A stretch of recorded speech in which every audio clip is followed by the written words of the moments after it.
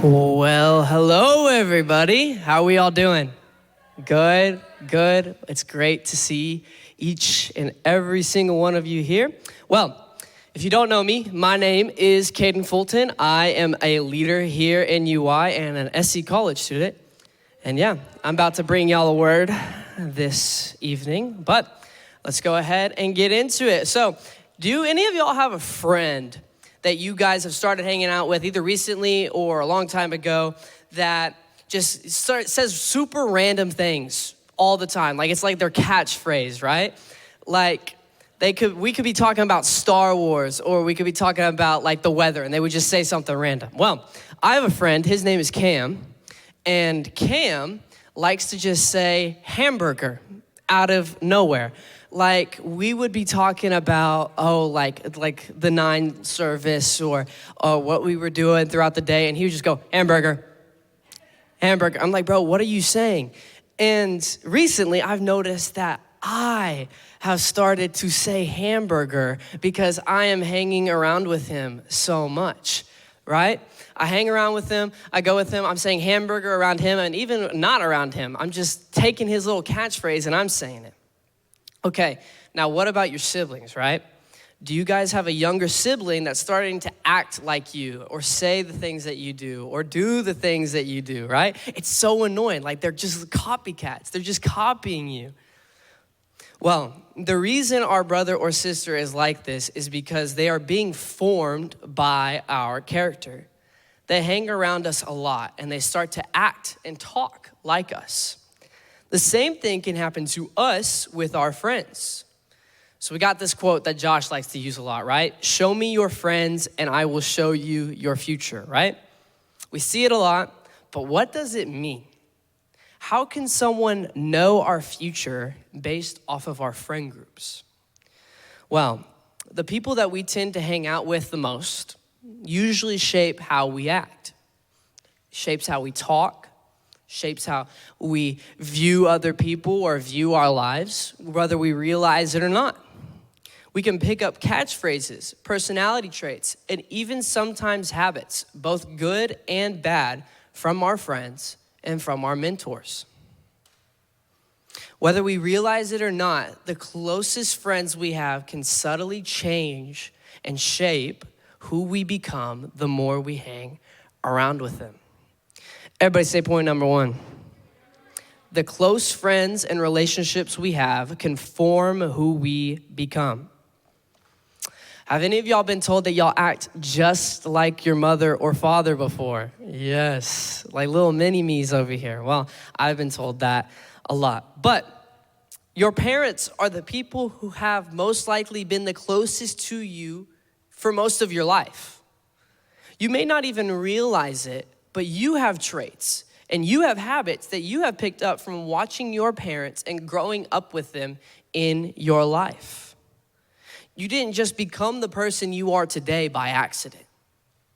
You have been formed into who you are today because of the messages you have heard, the shows that you have watched, the music you have listened to, and the hobbies that you have picked up just throughout your life.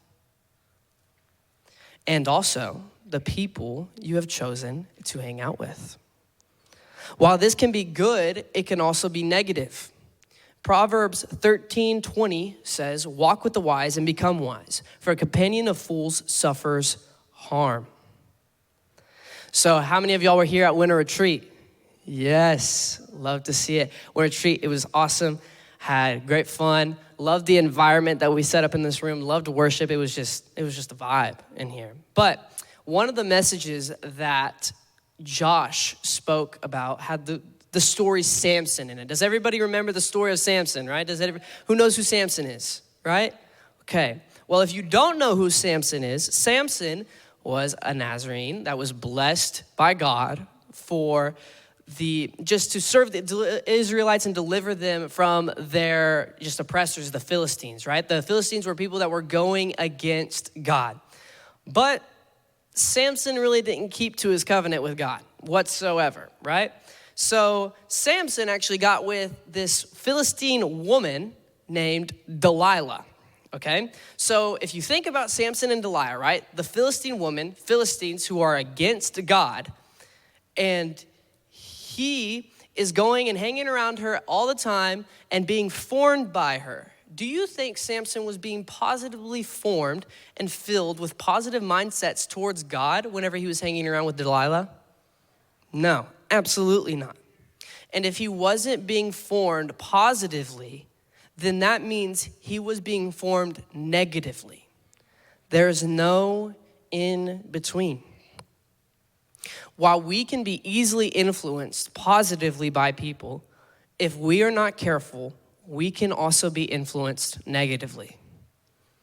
We can choose to hang out with the people who get into stuff they know they shouldn't. We can choose to date the girl or boy that we know isn't following Jesus truly just because they look cute or handsome. Lindley. We could choose to hang out with the popular group of girls who just gossip about others, or the popular group of guys who mistreat women. We can do all of this and tell ourselves, oh, it's okay. I can change them. It's not gonna affect my faith. It's not gonna affect my walk with God. They're the popular group. It'll be fine. It'll be fine. Like, they're just the cool people. They're more like me. They fit with my personality a little bit, so I'm just gonna hang out with them, right? But we don't realize that we are being changed the more we hang out with them, the more closer we get with them. We are becoming more like them. In reality, when you choose to let unhealthy friendships into your close circle, you are in risk of slowly compromising who Jesus wants you to be, and instead you are becoming who Satan wants to turn you into to prevent you from doing the things Jesus has planned for you. Point number 2, bad friendships can corrupt your walk with Jesus. 1 Corinthians 15:33 says, do not be misled. Bad company corrupts good character. All right. Now, how many of y'all were in the men's breakout? I know none of the ladies were in there, but men's breakout, right? Okay, all right. Yes, great. Well, if you were in there, you probably remember that I spoke on an ant analogy because most of y'all started calling me Ant-Man in there afterwards. And the nicknames need to stop, all right? All right. But anyways, for you that didn't hear it, we're gonna go over it again. We're gonna go into more detail. All right, so all ant colonies, they start out with one queen, one single ant. Well, eventually, this one ant, this one little small ant, gives birth to 2 ants. And then there's 3, and then there's 4, and then there's 5, and then there's 6, and then so on until you have an army of ants. A queen ant by itself isn't anything impressive, right? It's just one small, unimportant ant. But that queen has the opportunity to give birth to hundreds of small ants, leading to a whole colony. And I don't know about you guys, but if I saw one ant on me, I'd just flick that thing off. I'd be like, what is this, bro? It's just an ant. But now 100 ants, ooh, it's not gonna be good, right? When we choose to hang out or get into a relationship with someone who doesn't share the same mindset or faith in Jesus as we do, it can lead to our corruption. We can open ourselves up to choices, environments, and even substances we shouldn't have around us or in our lives. This can cause us to start to slowly, little by little, make compromises in our faith because we are being conformed by what our friends are doing. You see, it's not just the big choices that you make that define your faith, right? It's the small ones. And whenever we hang out with these people, right, we probably won't notice that we are being formed immediately, right? It's a small process. It's a long process. You take one small step, and then you take another small step until you take another small step, then another one, and then another one until you fall off the stage.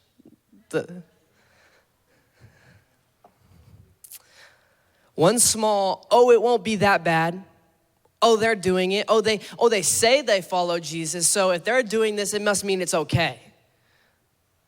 Oh, it's gonna be fine. It won't affect my faith. They're doing it, I just wanna do it.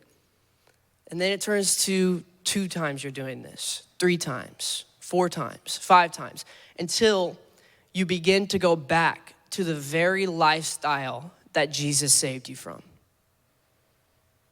Romans 12:2 says, "Do not conform to the pattern of this world, but be transformed by the renewing of your mind.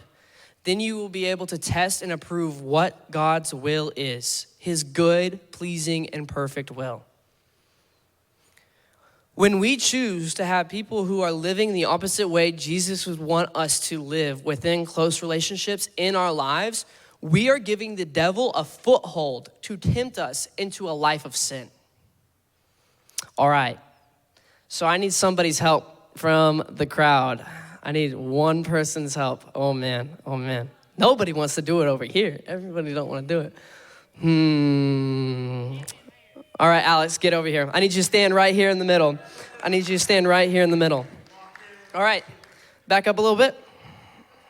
Okay, grab my hand. All right, now I'm gonna try to pull you up to where I am on the stage, right? You ready for this? Don't help me out, okay? Oh, wait, I said don't help me out. Come on, right? It doesn't really work out. Very much, right? Now, carefully, look me in my eyes. Carefully, I want you to try to pull me off the stage. That was pretty easy. I think that was pretty easy, right? But what point am I trying to make here, right? See, I'll grab Alex's hand. It's a lot easier for him to pull me down to his level than it is for me to pull him up to my level. Same way for our friendships, for our relationships, right? Whenever you want to get into that relationship with that girl that you know you shouldn't be getting into a relationship with, or that guy you know you shouldn't be getting into a relationship with, you're like, I can fix them. The I can fix them mindset, right? You get into that mindset and you try to pull them up to your level. You try to pull your friends up to that level. You try to pull your girlfriend, your boyfriend up to that level. But ultimately, you're actually the one getting pulled down. You're getting pulled down. And eventually, this is going to lead to you abandoning your faith because you're not prioritizing the person that God has made you into and where he's trying to lead you. You're becoming Samson. Now, I don't want you to hear what I'm not saying. I am not saying that you shouldn't be loving and friendly towards worldly people who are in the world, in your schools, in your co-ops, even your families. Nor am I saying that you shouldn't still go out and lead these people towards Jesus. Jesus himself made it an effort to go out and be a light to people, all people. He didn't just come for the people like the Jews that were, and the Pharisees that were all actually hypocrites. He didn't just come for them. He came for the people that were sick, that were blind, that were dealing with just bad substances, that were Gentiles, that were not like in the faith whatsoever. If we could put that picture up on the screen. It's the little graph with the circles. Yes, here we go. All right, so I made this for y'all. Judge my artwork, 10 out of 10, okay. But this is how we set up relationships in our lives, at least how we should, right? Sometimes we can put people in places of our life that they shouldn't be in. And over here, I'll get out of your way so all y'all can take pictures, right? Here. So we got God in the middle, family, close friends, friendships, acquaintances, and strangers. Well, I know at least in parts of my life, this has all been different, right? There's gonna be like family where acquaintances should be, maybe God where strangers is, and then close friends are the middle, or maybe even boyfriend or girlfriend in the middle, and then God out on the side. Either way, we have all got these circles of people that we put in our lives, right? Could be your mom and your dad here, your God here, other friends, acquaintances, whatever. But the point I'm trying to make here is the closer people are to our core, the more they change us. Who are you allowing to be close influences in your life? Are these people leading you to closer to Jesus, or are they leading you away from him? So, we have talked about the bad company and how it corrupts our good character, right? But some of you may be asking, well, I hear that, like, what's bad, right? But what do godly friendships look like? Well, everybody say point number 3. Godly friendships lead each other closer to Jesus. Proverbs 27:17 says, as iron sharpens iron, so one person sharpens another. Godly friendships and relationships build each other up in their faith journey towards God. They help keep accountability for when we're messing up or we're struggling with something or we're trying to overcome something and we need an accountability partner. That's a godly friendship. They pray for us when we ask for it and even whenever we don't ask for it. They are people we can be our true selves around and not have to put up a mask. They are someone you can come to and they to you when you both have questions and spiritual struggles. They are people who offer encouragement when you are down. All right, so shameless plug here, right? I want to shout out the 9 real fast. Yes, I love the 9. Where are all my seniors at? First of all, raise of hands. Yes, don't hide. Okay, everybody that just raised your hand, I'm going to see you tomorrow, right? Yes. Okay, cool. Awesome. Well, see, what makes the 9 so special isn't just like the worship or the message or the hangouts that we have. Like, those are good and those are fun, but that's not what makes the 9 so special. It's the people within the 9.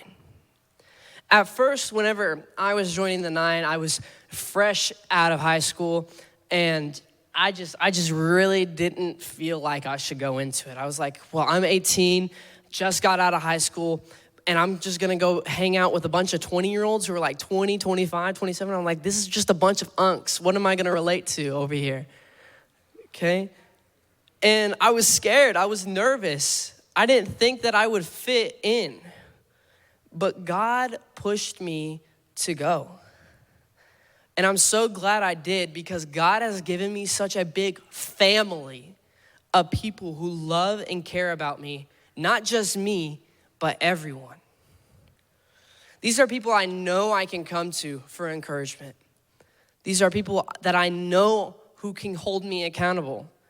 These are people I know will pray for me when I am struggling. We are just a big old group of goofballs who meet every Thursday and go after Jesus with all of our hearts. And we're going through this faith journey together instead of separate. And I'm so unbelievably thankful for the 9.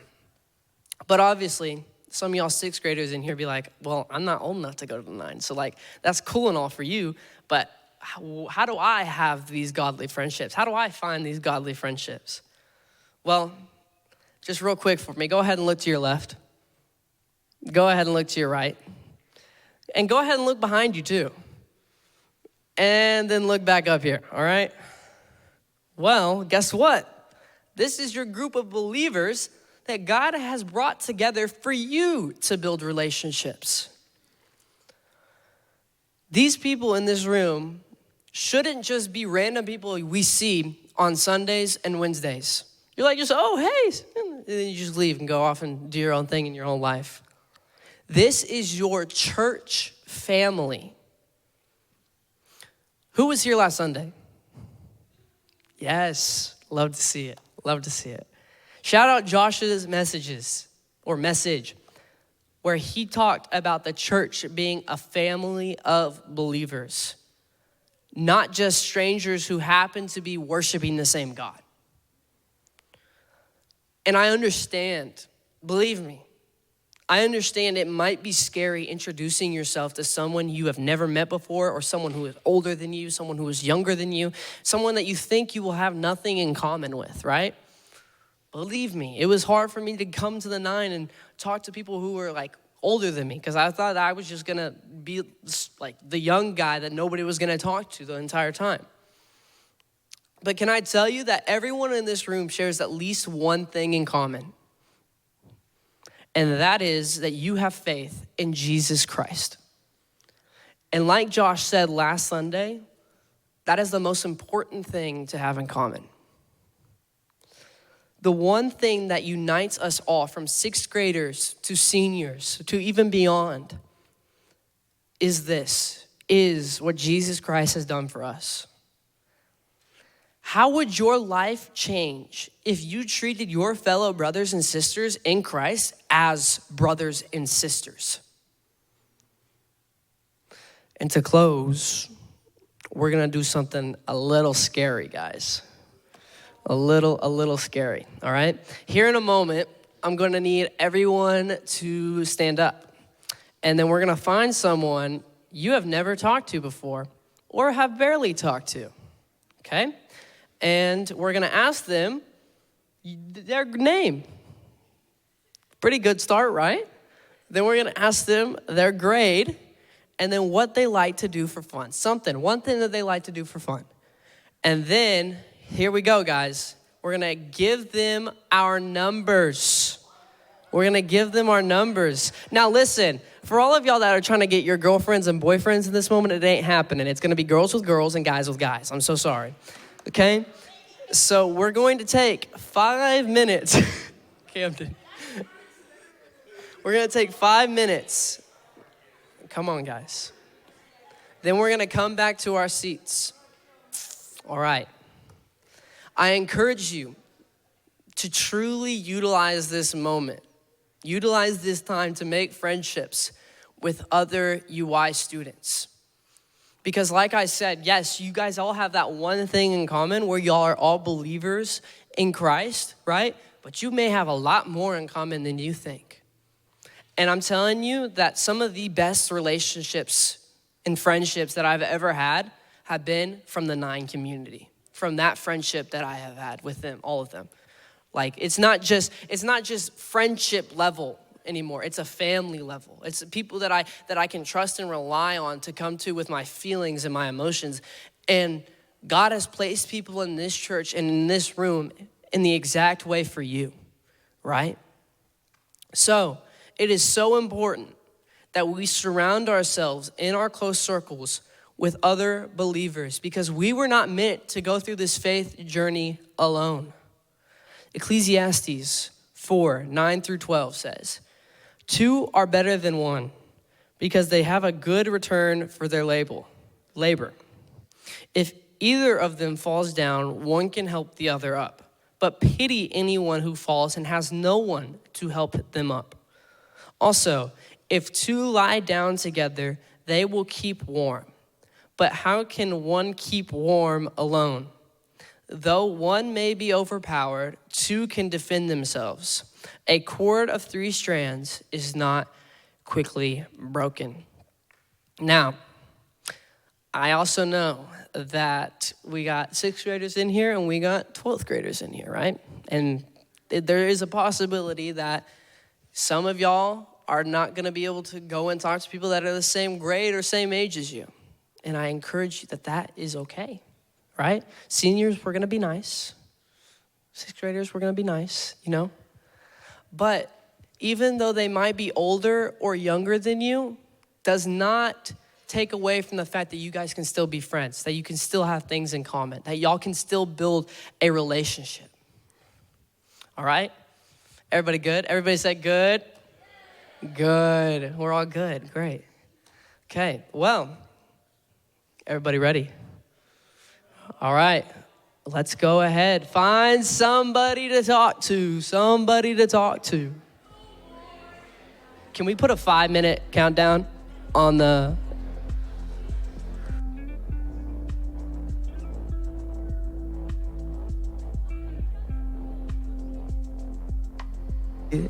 somebody that you don't know. And it's okay if you don't have phone numbers, by the way, guys. It's okay if you don't have phone numbers.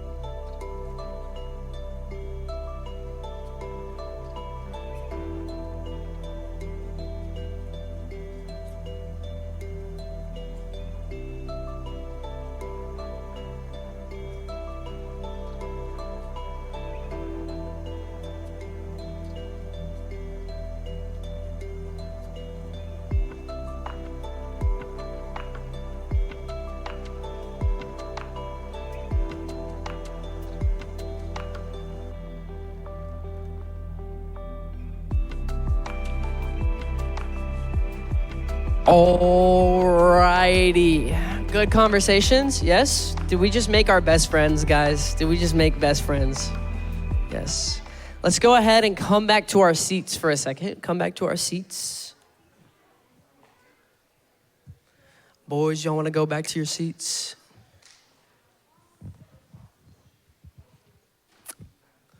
All right.